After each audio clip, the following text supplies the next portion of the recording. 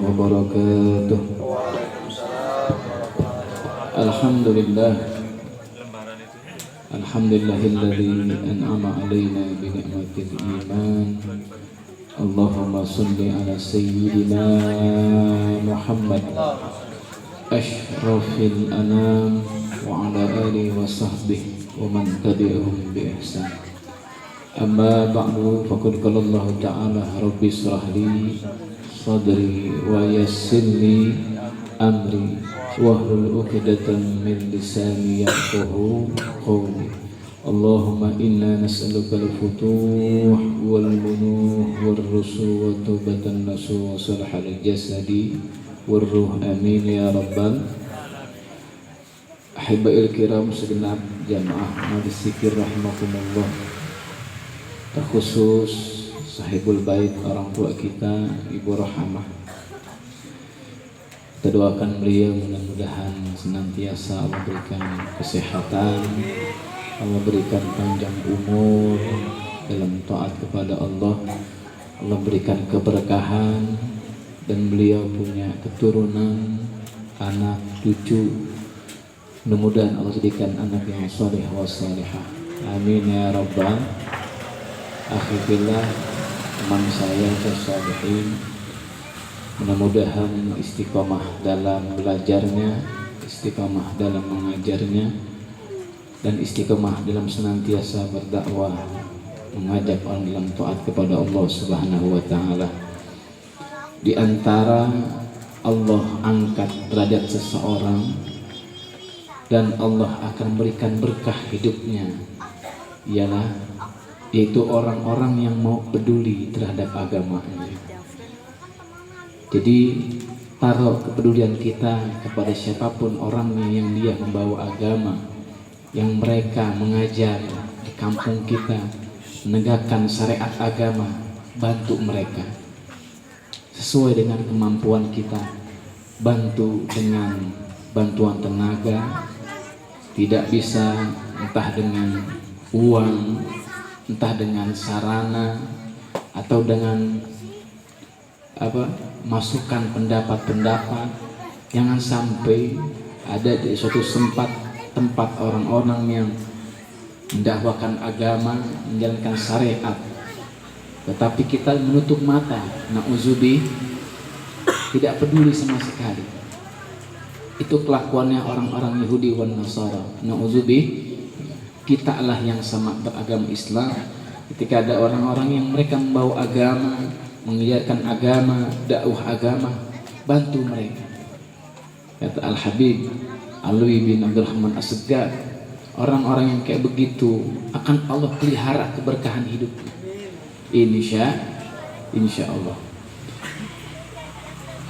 Abang-abang kami yang hadir, MC kita Bang Dedi, Bang Suherman, Bang Jaya, Bang Firdaus, dan anak muda sekalian, alhamdulillah, adik-adikku sekalian yang belajar, ibu-ibu, Bu, sehat Bu. Mudah-mudahan kita semua dalam berkah Allah Subhanahu wa taala. Bersyukur kepada Allah pada malam hari ini, alhamdulillah kita dalam keadaan sehat, panjang umur, nikmat iman, Islam serta ihsan, dan nikmat bisa silaturahim. Nikmat bisa berkumpul dalam satu majlis zikir yang mudah-mudahan kumpulnya kita, duduknya kita ini, zikirnya kita ini diganjar oleh Allah dengan berupa pahala yang melimpah, diganjar oleh Allah berupa dengan hidayah taufik, sehingga pulang dari sini dapat bekal, insya nambah semangat ibadahnya, nambah semangat ngajinya, nambah semangat berbuat kebaikannya, nambah taatnya, insya. Jangan sampai sama, iya, betul nggak? Jangan sampai kita ngaji, kita ngikut-ngikut zikir, ngikut taklim, tapi kelakuan kita dalam keseharian sama aja. Jangan sampai, ya. Mudah-mudahan ada ibrahnya nih.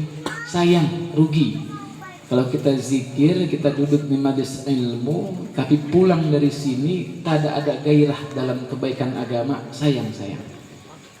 Ya, makanya kita berupaya menjaga adab dalam zikir kita ini.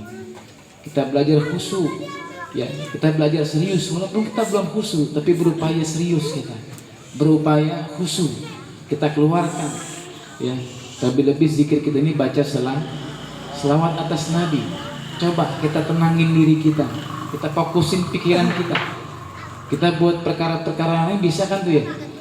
Buat kalau dibaca WA serius banget, bener nggak? Nah, begini baca WA pacarnya, masya Allah kan begitu. Apalagi pas nonton bola tuh fokus banget tuh. Giliran bahasa zikir kita nggak fokus, astagfirullah. Ya, jangan begitu kita. Ya, pas lagi zikir kita nggak fokus, pas lagi maulid kita nggak fokus. Kenapa pas lagi nonton bola kita, masya Allah, kita fokus? Nah, kita belajar fokus, ya, biar apa yang kita lapaskan ini bisa menjadi satu obat. Ya, ini selawat tibil kulub. Kenapa dinamai tibil kulub? Karena sesuai namanya, obat hati. Ya. Kalau bisa fokus, bisa istiqomah. Maka jamaah yang hadir bagi ibu-ibu, setelah sebulan sekali di sini, bikin lagi mingguan di rumah sendiri. Saya udah bikin mingguan, saya bacanya cuma 40 sekali duduk, nggak apa-apa. Bikin lagi per harinya. Jadi udah bikin per bulan, di rumah bikin sendiri lagi per minggu, entah malam Jumat, entah malam Sabtu, terserah dah. Yang bisa waktunya. Udah berjalan per minggunya, bikin tiap harinya. Entah pada subuh, entah pada asar, ya. Nanti pas jalan tuh, yang per hari jalan, per minggu jalan, sebulan jalan, nanti jalan setengah tahun ke atas, kaji. Adakah perbedaan dalam hidup kita? Wabil khusus kita punya hati. Ya. Allah zat yang maha benar dalam berkata. Dan kita sangat percaya dengan ucapan Allah Subhanahu wa ta'ala. Tidak ada sesuatu yang bisa membuat hatimu tenang kecuali hanya zikir kepada Allah. Jadi bohong. Orang bisa main game tenang, bohong. Orang mencari ketenangan dalam diskotik, itu bohong. Kita mencari ketenangan nongkrong, bercanda, pas pulang dirusak lagi pikiran kita. Betul nggak? Biar pikiran enak nih kita jalan ke puncak. Kita poya-poya, kita bakar-bakar, entar pulang ke rumah rinsak lagi pikirannya, sesak. Tapi kalau zikrullah abidil abadan, selamanya, insya. Makanya saya sangat menganjurkan kepada jemaah sekalian, ya, jangan mengandalkan zikir yang bulanan. Waktu kita sangat banyak dan luas. Ambil bagian per minggu, jatahkan sedikit aja, 40 kali, itu nggak sampai setengah jam. 40 kali tibil kulub, baca santai, nggak nyampe setengah jam. Betul nggak? Kadang anak muda nih main game bisa sampai pagi. Betul nggak? Ya? Nah, jangan begitu, ya. Kira-kira bisa? Insya Allah nanti pulang dari sini agendain. Ya, bikin jadwal seminggu sekali buat zikir pribadi di rumah. Udah berjalan, bikin lagi agenda sehari tiap hari. Ya, nanti jalan berapa bulan kaji. Mustahil kalau nggak ada perbedaan. Pasti ada perbedaan. Pasti hidup kita lebih tentrem. Pasti hidup kita lebih tenang. Pasti hidup kita lebih nyaman. Sekarang saya kaji. Saya sebentar ya, izin minta ridho nih sebelum kita mulai. Para jemaah sekalian, orang hidup yang dicari apa saya tanya? Ya, secara hakikat cuma satu, ketenangan. Secara hakikat ketenangan. Lalu ada yang jawab, saya hidup ya buat bekerja, buat ini. Iya betul. Hakikatnya ingin mencari ketenangan hidup di dunia sampai akhir era. Betul nggak? Nah, pahami yang hanya bisa membuat tenang hati kita hanya Allah. Dan Allah akan memberikan pintu-pintu ketenangan lahir dan batin bagi hamba-hamba yang istiqamah dalam berzikir kepada-Nya. Insya. Makanya perlu, kata Imam Ghazali, atur waktu-waktumu, program. Pokoknya tibil kulus sebulan sekali, tibil kulus seminggu sekali saya bikin, setiap hari saya bikin. Ya, ayo saya ajar. Nanti pas jalan berapa bulan, kaji, ada nggak perbedaan? Saya yakin pasti ada perbedaan dalam hidup kita. Insya pasti. Kau usah yakin banget sih, karena Allah yang bilang ala bizikrillah tatmainul. Nggak ada yang bisa bikin hatimu tentram, damai kecuali dengan mengingat Allah Subhanahu wa Ta'ala. Rumahnya besar, mobilnya bagus, pusing mulu pikirin utang. Enak nggak kira-kira? Bu, saya tanya bu, anak muda saya tanya nih, makan di rumah pakai opor, apalagi Pak Nedi, pakai rendang, ya. Tapi lagi pusing di pikiran, nafsu nggak kira-kira? Hah? Makan orang dola-dale, kata orang Jawa kalau dola-dale makannya kayak ogah-ogahan. Kenapa? Karena nggak nafsu. Tapi kalau pikirannya tentrem, hatinya kaya dengan syukur, maaf, makan pakai nasi, pakai ikan tembang, pakai saus asam, nikmatnya luar biasa. Betul nggak? Jadi masalahnya lauknya apa masalah pikirannya?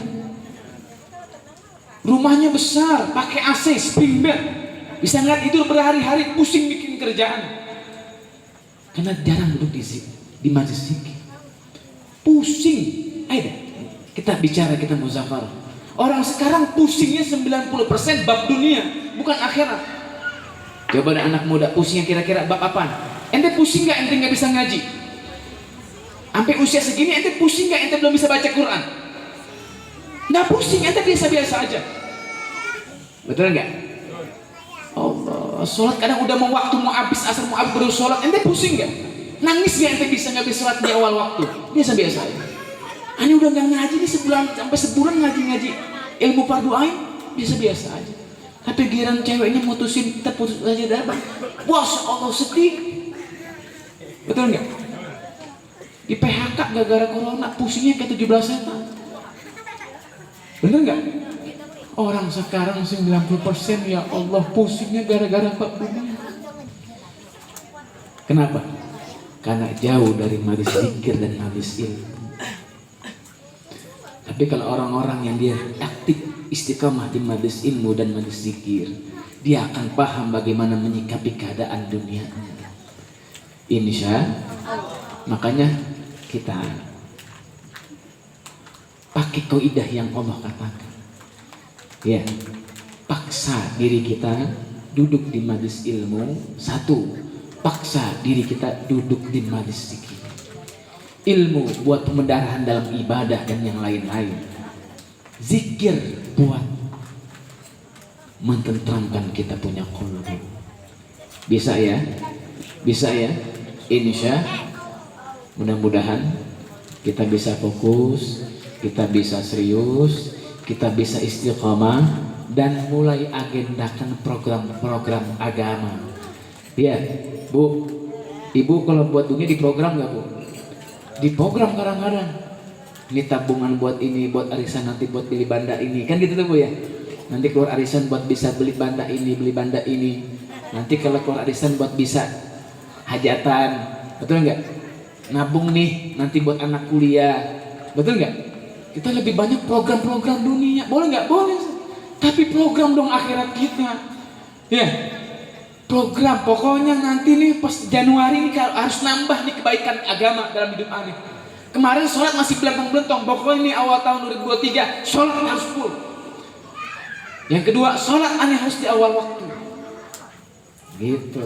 Dan yang ketiganya, harus seminggu sekali wajib aneh ngaji di majelis ilmu. Aneh paksakan. Kemarin aneh ngaji masih semau aneh. Ngaji 2 bulan baru ngaji.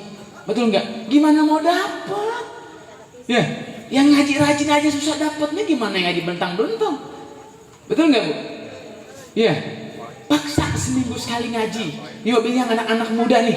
Ya, lancarin baca Qurannya, pahami tajwidnya. Nanti ente punya bapak punya ibu bakalan mati. Ya, siapa yang bakalan mereka nanti yang bacain siapa itu ya Allah? Siapa yang bacain Quran mereka?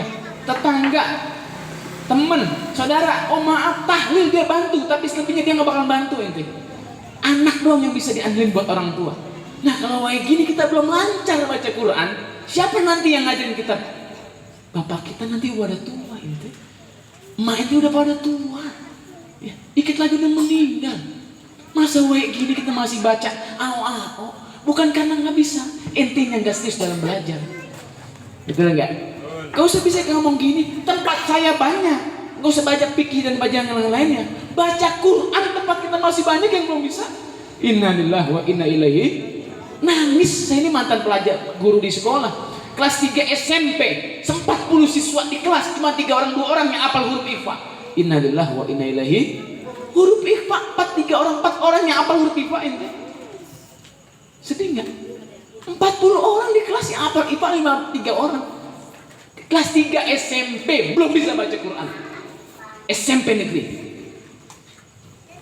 Berarti kiasin hampir semua sekolah umum belum pada bisa baca Quran sampai SMA. Tanya tajwidnya nggak ngerti.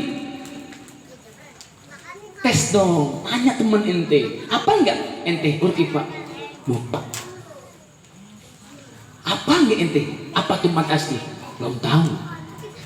Nah, yang ngumpul di sini jangan begitu, ya Tom. Datang seminggu sekali ke sini ngaji. Pokoknya tahun ini aneh harus bisa baca Quran. Insya dampak dari zikir akhirnya kita rajin ke majelis ilmu. Insya bisa dipahami ya. Insya Allah. Ini segala motivasi karena di akhir zaman miris kita melihat kondisi anak-anak muda kita, melihat kondisi masyarakat kita yang Masya Allah sangat-sangat jauh dari agama. Oleh karenanya kita yang masih terlibat dalam agama, Alhamdulillah, dan jangan sampai sesuatu yang pokok-pokok dalam agama kita kesampingkan atau kita belakangkan. Ngaji ya. Sekolah seminggu sekali hatamkan silakan, tapi ngaji seminggu sekali jangan sampai bolos ya. Kerja seminggu sekali, libur 6 hari kerja, bener nggak? Kadang pusing-pusing dikit, bang pusing bang, libur dulu bang, nggak ngapa-ngapa udah, tadi potong kalau nggak masuk, bener nggak? Giran ngaji, pusing doang agak masuk, sedih nggak? Bener nggak? Gerimis nunggu jamaah dulu, Allahu Akbar, ya. Nah besok nih Januari nih awal tahun kita program yang belum lancar harus lancar, ya. Yang belum ikro, yang belum Quran, pokok akhir tahun aneh kudu nyampe Al-Quran ya. Yang udah baca Quran rapi, tajwidnya rapi, pokoknya harus belajar kitab. Jadi ada program. Insya itu saja yang bisa saya sampaikan buat mukadimah. Mudah-mudahan Allah berikan hidayah taufik kepada kita. Selepas dari sini kita nambah rajin. Yang pertama ngajinya, yang kedua zikirnya, yang ketiga berakhlaknya. Berakhlak ya. Orang ngaji, orang zikir harus punya akhlak. Insya Allah. Oleh karena itu mari sama-sama kita mulai zikir kita, karena udah mau jam 9. Jadi saya kasih tahu jamaah, memang isanya sekarang